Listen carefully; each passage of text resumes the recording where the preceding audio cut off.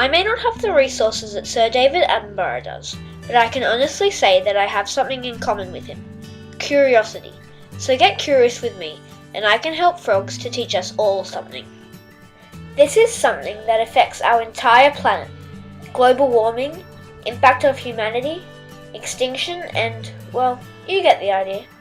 This is something we all learned about way back in kindergarten. The life cycle of frogs. And we will start with frog spawn, where the tadpole develops until it's ready to escape. The tadpole then grows and begins to grow legs, first back legs and then the front. During this time, the froglet's tail begins to shrink as it prepares to leave the water as an adult frog. And then it's all about mating and calling. They'll even hide in watering cans and drain pipes to make that call just that little bit louder.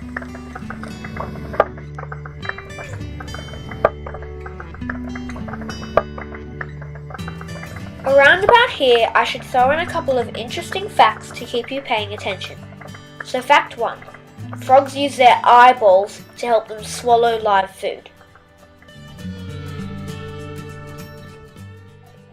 It's even better in slow motion.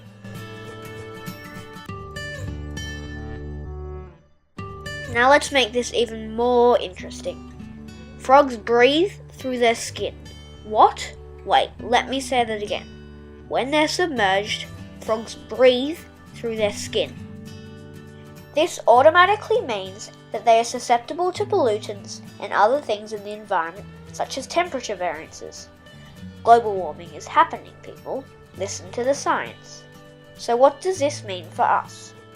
Frogs are found all over this great blue planet except Antarctica.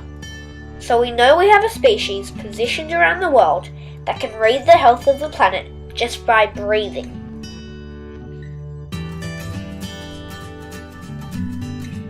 Therefore, if we look at their health, we get an indication of Earth's health, which will give an indication of humanity's health.